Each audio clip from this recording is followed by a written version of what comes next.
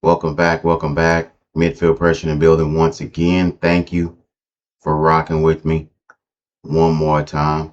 Please like and subscribe. It goes a long way and it means a lot.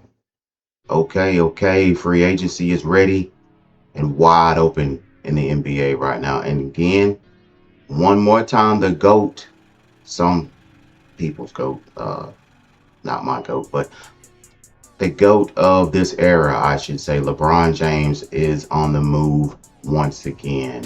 The traveling GOAT, as I like to call him. 41 years old, going into his 23rd season, which is a feat by itself.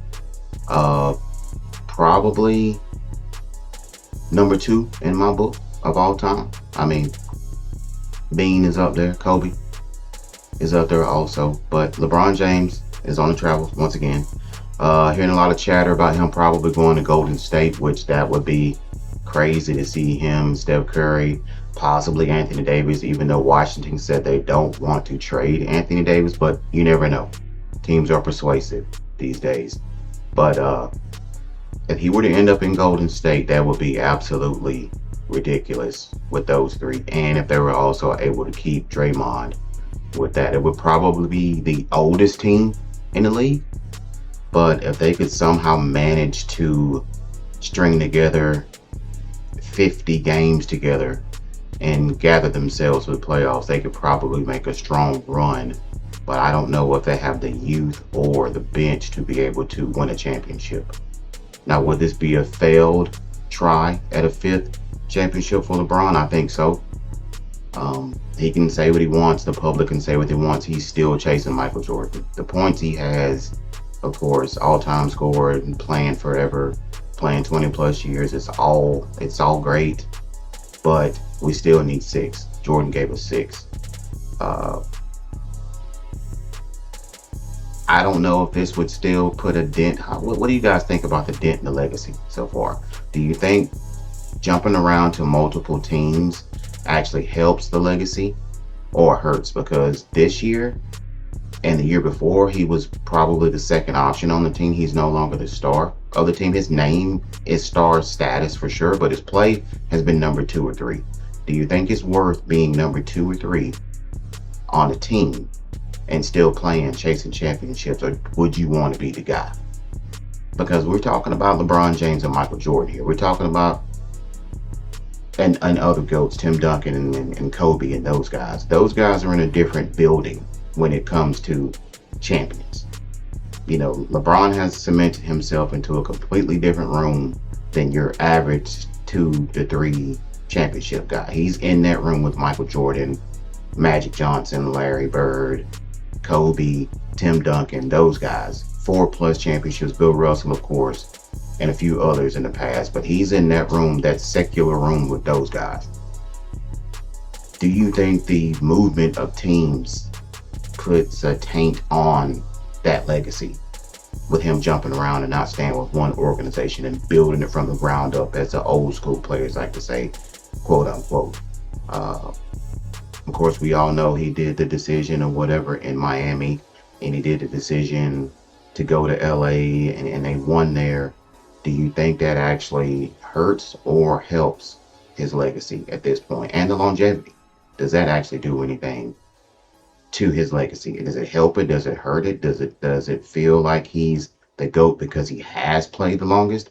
Or does that diminish it because, you were at such a high level, and he's still at a high level, but he's not at the highest level. He didn't go out at his own terms of being like the top tier guy, like when Kobe and Jordan and those guys were able to do it. They just went on and retired once they lost a step. Jordan still did come back and play for the Wizards and average 20 at 40 years old. LeBron did do that as well, so of course that's a great feat. LeBron also got to play with his son, which is awesome. That's never been done before. He got to see and play a couple seasons with his son, which was great. I actually like Bronny. I think Bronny has a decent upside. Uh, but does that mean that him jumping around to now his fourth team is going to diminish him being the GOAT? Because he's not going to be the number one option. If he goes to Golden State, he's not going to be the number one option. That's still Steph Curry's team. So Even when Durant was there, it was still Steph's team. So do you think that that's going to help or hurt LeBron's legacy? Or will they win a championship? Can they beat the Spurs? Can they beat OKC? Is LeBron enough, being a number two option, scoring probably averaging 20 points a game? Is he enough to get Golden State back in the top one or two of the Western Conference so far?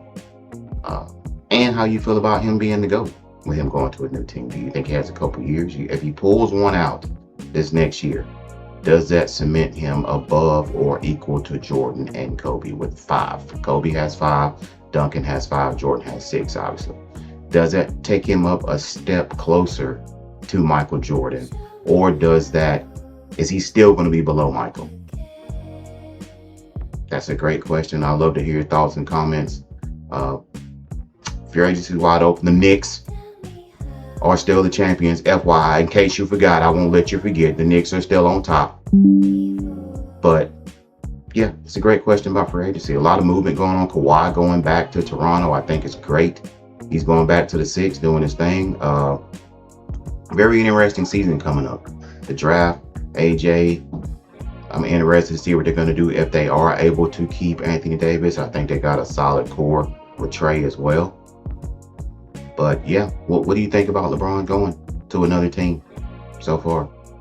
They saying Golden State, Miami's in the mix as well. That'd be an even better option. It'd be tough in the East with Giannis, Bam, and LeBron on the same team. That would be tough.